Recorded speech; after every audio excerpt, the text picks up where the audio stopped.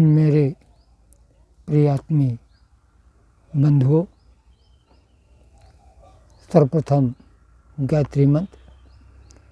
ओम भूर्भुवः स्वः तत्सवितुर्वरेण्यं भर्गो देवस्य धीमहि धियो यो नः प्रचोदयात्।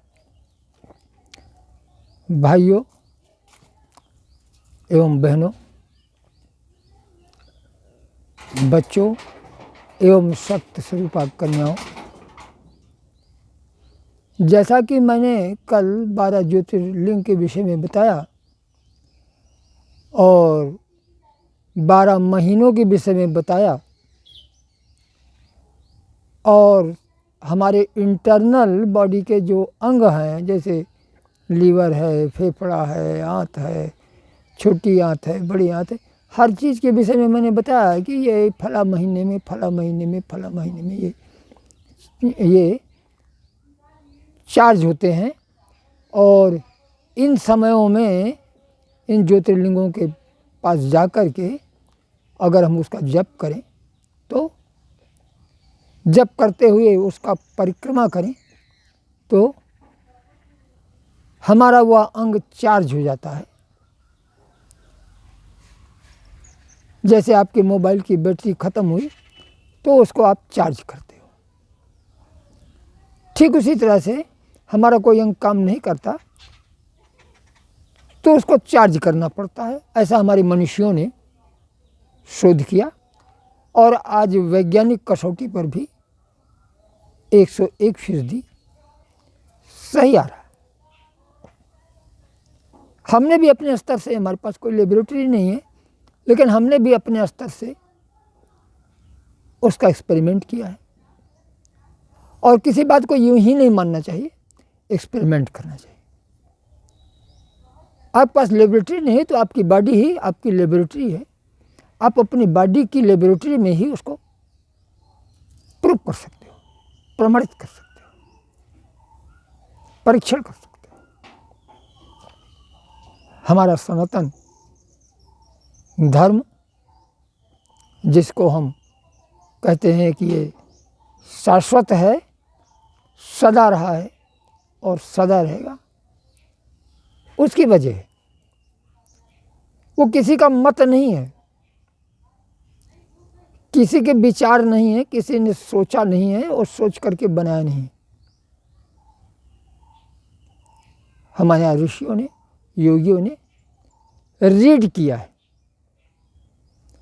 अनुभव किया है, देखा है, सुना है। इसलिए 2 ग्रंथ हैं, श्रुति और दर्शन। देखा है, जो देखा है उसका वर्णन है योग दृष्टि से, और जो दिव्य कर्णों से सुना है जिन ध्वनियों को, उससे मंत्र विज्ञान पैदा हुआ। और जो देखा है उससे चित्र विज्ञान पैदा हुआ, जो मूर्तियां। तो और परमात्मा जो देखते हैं तो उसकी विधि को हम देखते हैं, उसके नियम को। इसलिए हमारे परमात्मा का एक नाम विधि भी है, रूल, नियम। तो मैंने बताया आपको कि सब फला राशि पर जब सूर्य जाता है तो आपका यह अंग प्राणवान बनता है और उसके लिए कुछ आप उपाय करो तो वो अधिक प्राणवान हो जाता है। अगर वह अंग जवाब दे रहा है, उसमें जो सेफ्टी मेजर हैं वो ख़त्म हो गए हैं, जो ऊर्जा उसकी ख़त्म हो गई, तो उसको चार्ज किया जाता है। ये तो मैंने महीने की बात बताई।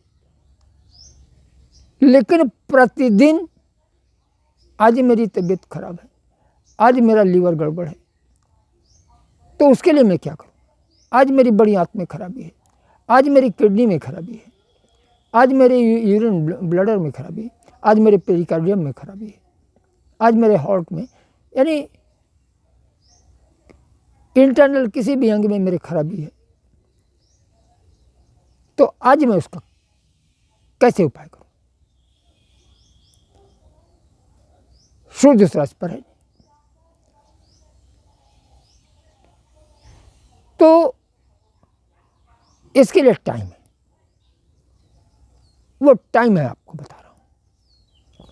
जैसे बनी रात में अगर खराबी है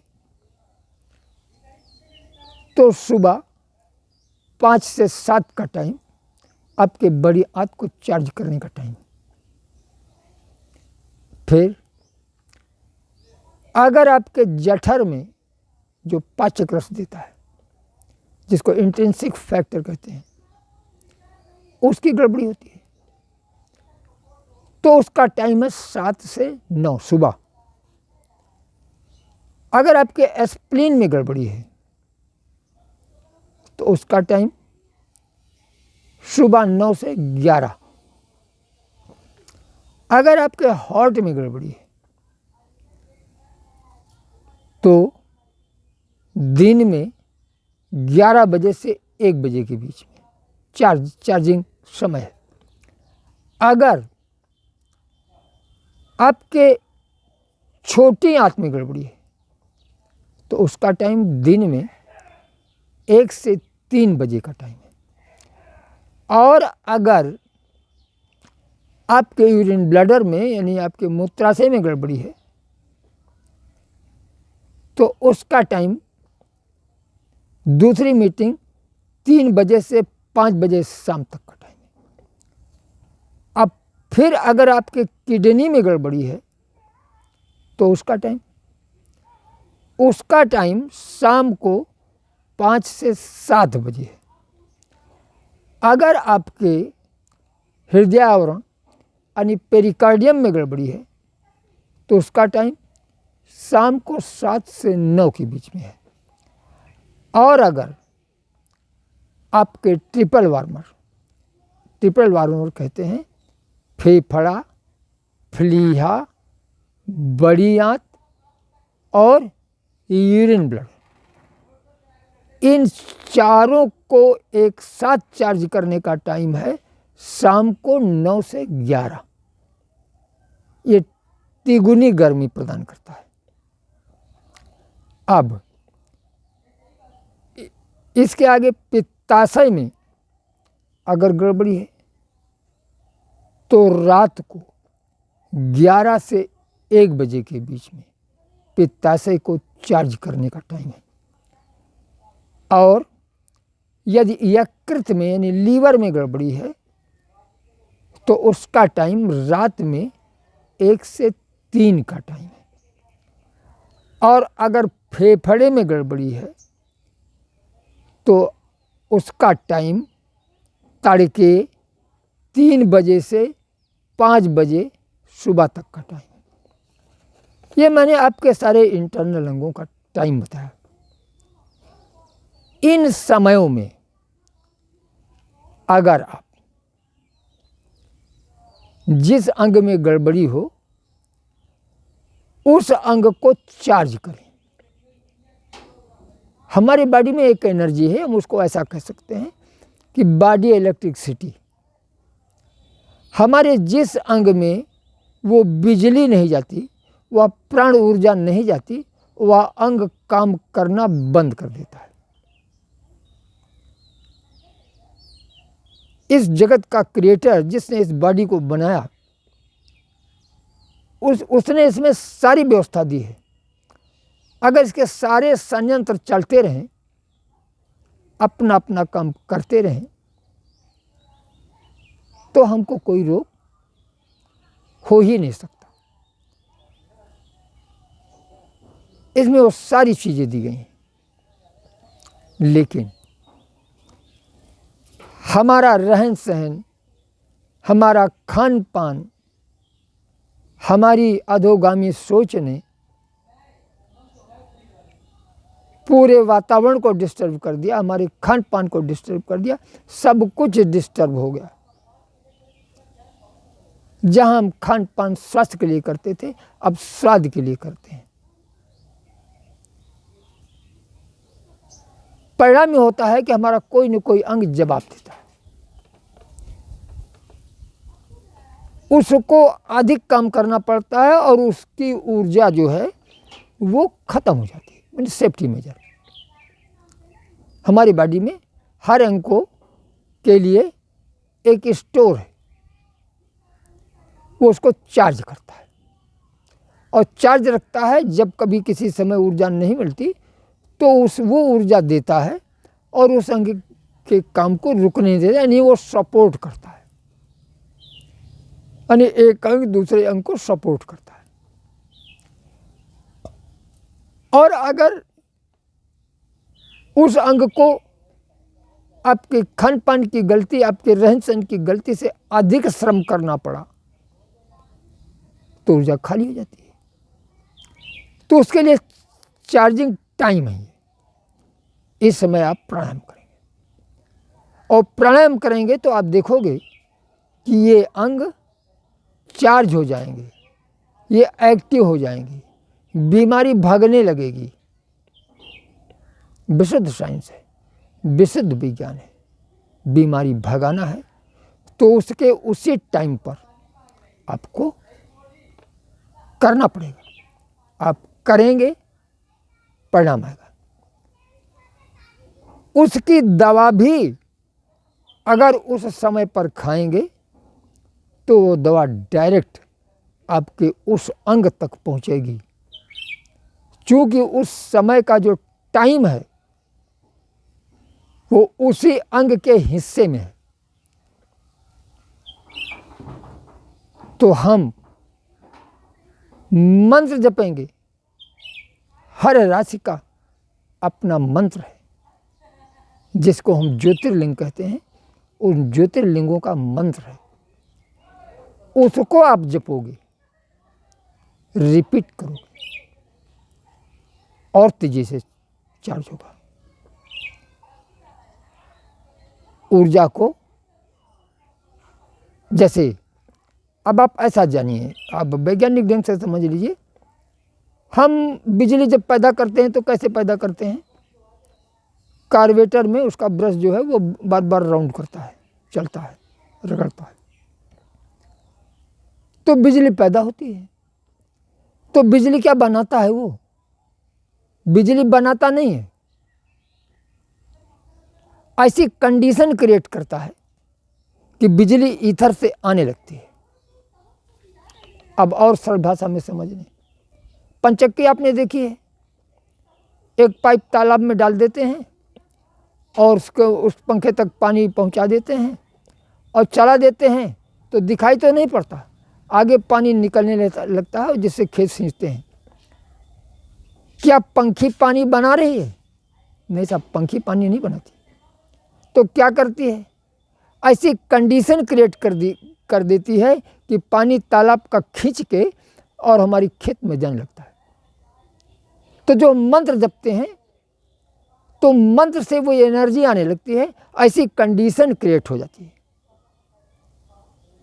तो मंत्र जो जपा जाता है वो कंडीशन क्रिएट किया जाता है। उस कंडीशन, उस वेव को पैदा करने से मैंने कोई भी धारा अगर सतत चलने लगे, यानी आपकी वो मंत्र के तरंग की धारा जब चलती है तो विज्ञान का नियम है कि उसके चारों ओर मैग्नेटिक फील्ड पैदा होता है। तो मैग्नेटिक फील्ड पैदा होता है, परिणाम होता है, वो एनर्जी आने लगती है, आप रिसीवर बन जाते हो और आपका वह अंग चार्ज हो जाता है। हम यूँ ही नहीं बोल रहे हैं, हमने एक्सपेरिमेंट किए हैं, आप एक्सपेरिमेंट करके देख लो, परिणाम वही आएंगे जो मैं बताता हूँ। आपकी मेडिकल साइंस ने कभी इधर गौर नहीं किया, आप गौर करो। हम डॉक्टरों से भी निवेदन करते हैं कि आप इसको थोड़ा एक्सपेरिमेंट करके देखो। आपके पास जांच के सब यंत्र हैं, चार्ज कर बॉडी के इन अंगों को चार्ज करके देखो, परिणाम आएंगे। हमने तो किए हैं। हमारे ज्योतिष शास्त्र में लग्न दिए गए हैं और 12 लग्न भी हैं। अगर किसी समय विशेष पर सूर्य मान लीजिए हमारी खराबी मेष राशि के अंग में है, यानी बड़ी आंत में, और सूर्य उस समय सिंह राशि में है, तो कैसे करेंगे? तो सिंह राशि में है तो पहला लग्न जो है वो सिंह का होगा, तो उसका प्राण पद लग्न निकाला जाता है। सिंह से शुरू करेंगे, सिंह, कन्या, तुला, वृश्चिक, वृश्चिक के बाद धनु, मकर, कुंभ, मीन, मेष, यानी 8 और 60 मिनट का टाइम है ये, 1 घंटा, और 2 घंटे में 120 मिनट, यानी 2-2 घंटे के टाइम है। अब इन 2-2 घंटों को आप 12 भाग में डिवाइड कर दो। जब 12 भाग में डिवाइड करोगे तो करीब 20-20 मिनट आएगा। अब 20-20 मिनट का एक लग्न हुआ तो उस समय का जो 9वां हिस्सा आएगा, उस समय को बराबर डिस्ट्रीब्यूट करो। जो 9वां हिस्सा आएगा वो आपके बड़ी आंत का टाइम आएगा। तुरंत उसी समय उसका ट्रीटमेंट आप प्राणायाम के द्वारा कर सकते हो। और देखिए, हमारी बॉडी में बैलेंस बनाने के लिए, गर्मी और ठंडी का बैलेंस बनाने के लिए हमारे नाक में 2 सुराख हैं। हमारा बायां नाक तब चलता है जब हमारी बॉडी में गर्मी होती है, और गर्मी को ठंडा करने के लिए बाएं नाक से हमारे सांस आती है, और जब हमारी बॉडी में ठंडक बढ़ जाती है तो दाहिने नाक से सांस आती जाती है। अगर नहीं आती जाती है इस नियम के तहत, तो इसके माने हमको कोई शिकायत है। इसके लिए आप जिस अंग में गड़बड़ी है, अगर उस अंग का टाइम दिन में है तो आप उसके टाइम पर चंद्र नाड़ी, आपका जो बायां स्वर है, दाहिने को ढक लें, बाएं से सांस लें। अगर आपके रात में टाइम है तो रात में ठंडक बढ़ती है, तो रात का टाइम है तो बाएं को मूंदें, दाहिने से सांस लें। चूँकि गर्मी बढ़ रही है, ठंडक बढ़ रही है, तो गर्मी से उसको बैलेंस कीजिए। तो इस तरह से आपका बैलेंस बनेगा। अगर कोई पीड़ा किसी समय है तो उसके विषय में हम बता चुके हैं, लेकिन किसी अंग को चार्ज करना है तो चार्जिंग के लिए नियम यही है, और आपका वह अंग चार्ज होगा। और ये मान्यता नहीं है, ये कोई हमारा अकीदा नहीं है। हमारे मनुष्यों ने इस पर एक्सपेरिमेंट किए हैं, देखा है, जाना है, तब उसको लिखा है।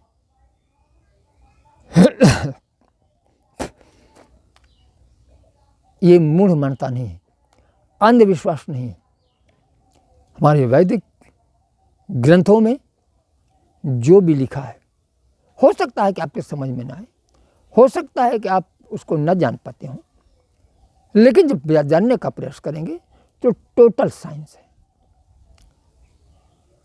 हमारे शास्त्र में ज्योतिष, चिकित्सा, सोशल साइंस, यानी जितनी भी साइंस आप समझते हो वो सब कुछ है। लेकिन उसमें वेद में ज्ञान है, विज्ञान नहीं है। विज्ञान का मैं क्लियर कर चुका हूं कि विज्ञान माने सामान्य लोगों के ज्ञान से कुछ थोड़ा ज़्यादा ज्ञान। और वेद में जो है उसमें पूरा का पूरा ज्ञान है। अब वो हमको समझना चाहिए। हम कुछ उदाहरण बता रहे हैं, आप उसको देखें। ये तो मैंने इलाज के लिए बताया। अब मैं हस्तरेखा के विषय में बता रहा हूं। आप देखो, हाथ में 3 प्रमुख रेखाएं होती हैं। ये आयु रेखा, यहाँ पर मस्तिष्क रेखा और यहाँ पर हृदय रेखा। ऐसा दोनों हाथ में होता है। अगर जिस आदमी की तीनों रेखा यहाँ से पैदा हो, अलग अलग ना हो, वो इनकी जड़ तीनों की एक स्थान से हो, वह आदमी, और दोनों हाथ में हो, वह आदमी निश्चित आत्महत्या कर लेगा। आप एक्सपेरिमेंट करके देखो। ऑल ओवर वर्ल्ड के लिए मैं बता रहा हूँ कि जिन आदमियों की ये रेखाएं यहाँ होंगी, तीनों रेखाएं, वह आदमी निश्चित आत्महत्या करता है। ये हो सकता है कि 2-4% न करते हों, कारण उसका और कुछ हो सकता हो, लेकिन ये मैंने देखा, आज तक मैंने ये नहीं देखा कि जिनकी रेखा यहाँ हो और उन्होंने आत्महत्या न की हो। अपवाद सब में है, लेकिन आप देखो, एक्सपेरिमेंट करो, आप देखोगे कि हृदय रेखा, मस्तिष्क रेखा और आयु रेखा, तीनों रेखाएं जब यहाँ से निकलें और दोनों हाथ में यहीं से निकलें, तो वो आदमी अपने जीवन में आत्महत्या अवश्य करता है।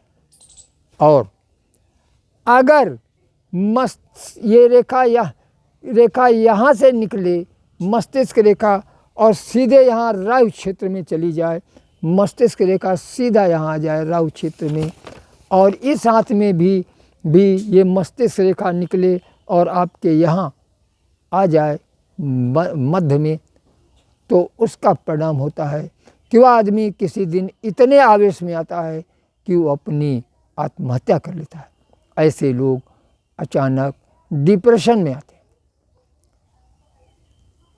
और ये 95% लोग ऐसा कर लेते हैं। अगर 5% कहीं नहीं करते तो उसका कारण कुछ भी हो सकता है, लेकिन मैंने ये देखा है। और आप जान लो कि माता पिता भी बच्चों के भाग्य भविष्य के निर्माता होते हैं।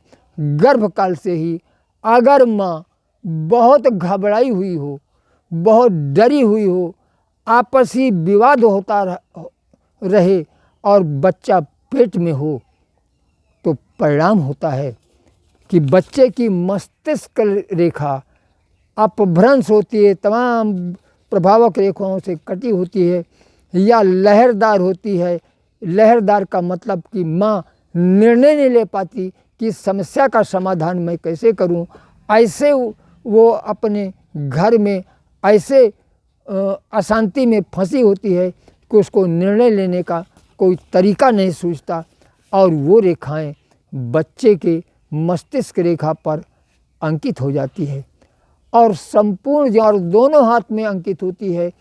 परिणाम होता है कि बच्चा संपूर्ण जीवन कोई निर्णय नहीं ले पाता, घबराता रहता है, डरता रहता है। इसीलिए हमारे शास्त्रों में दिया गया है कि बच्चा जब पेट में होता है तो उसको, माँ को किसी प्रकार का कोई दबाव, कोई तकलीफ नहीं होना चाहिए, तभी आपके घर में अच्छे बच्चे का जन्म हो सकता है, मजबूत माइंड का जन्म हो सकता है। अन्यथा बच्चा कमज़ोर दिलो दिमाग का होगा। हार्ट लाइन माँ घबराती है तो हृदय रेखा भी गड़बड़ हो जाती है, और बाएं हाथ की रेखा, हृदय रेखा अगर गड़बड़ है तो लीवर गड़बड़ हो जाएगा, लीवर में रोग पैदा हो जाएगा। और दाहिने हाथ की रेखा अगर गड़बड़ है तो आपके हार्ट नहीं, हार्ट में गड़बड़ी होगा, बाएं हाथ की रेखा में अगर गड़बड़ी है, कटा है और आपने उस समय अशांत किया है तो बाएं हाथ की रेखा में हार्ट रोग होगा, हृदय रोग। और दाहिने हाथ की हृदय रेखा अगर गड़बड़ हो गई तो लीवर गड़बड़ होगा और ज़िंदगी भर वो बच्चा भोगता है। और ये कमी माता पिता की है। बच्चा आप कैसा बनाना चाहते हो उसका विज्ञान हमारे शास्त्रों में गर्भकाल से गर्भाधान से लेकर के मृत्यु समय तक उसकी आत्मा को संस्कार दिए जाते थे। ये विशुद्ध विज्ञान है। इतना आप प्रयोग कर सकते हो। यदि तुम्हारा बच्चा अशांत है, पढ़ नहीं रहा है, लिख नहीं रहा है, अभिरुचि नहीं है, हार्ट का रोगी है और वो लीवर का रोगी है, तो उसके जिम्मेदार माता पिता हैं। बच्चा जिम्मेदार नहीं है, वह जिंदगी भर वो बच्चा इन माता पिता के इस कर्म का फल भोगेंगे। और ये मेरे शास्त्रों में दिया गया है। आप टेस्ट कर लो, चेक कर लो, 101% सही आएगा। अब हम आगे इसी क्रम में इस विज्ञान को आगे बताएंगे जो ये प्रमाणित करे कि हमारा शास्त्र अंध मान्यता नहीं है, कोई यकीदे का प्रश्न नहीं है। हमारे शास्त्र में यकीदे का कोई स्थान ही नहीं है। हमारा शास्त्र सनातन धर्म विशुद्ध विज्ञान है और इसमें जितनी बातें हम बता रहे हैं ये धर्म से ही बता रहे हैं और उसका एक्सपेरिमेंट करके बता रहे हैं। ये अनुभव की भित्ति पर है और आगे हम बताएंगे। बहुत सारी बातें बतानी है, लेकिन आज हम इन्हीं बातों के साथ अपनी वाणी को विराम देते हैं। लेकिन थोड़ा सा एक बात और समझ लें, आप अपने दाम्पत्य जीवन को सुंदर बनाएं। पेट में बच्चा हो तो घर के माहौल को शांत रखें। माँ से कोई गलती भी होती हो तो भूल के मत डांटिए और भूल के मत दबाव दीजिए, क्योंकि आपके बच्चे पर वो अंकित हो जाएगा। इसके विषय में हम अगले वीडियो में ज़्यादा तथ्यों और तर्कों और प्रमाणों के आधार पर हम देंगे, तो अगले वीडियो का इंतज़ार कीजिए। इन्हीं बातों से हम अपनी वाणी को विराम देते हैं और सबके हृदय में बैठे उस परम तत्व को प्रणाम करते हैं। सर्वे भवन्तु सुखिनः, सर्वे सन्तु निरामया, सर्वे भद्राणि पश्यन्तु, माँ कश्चित् दुःखभाग् भवेत्।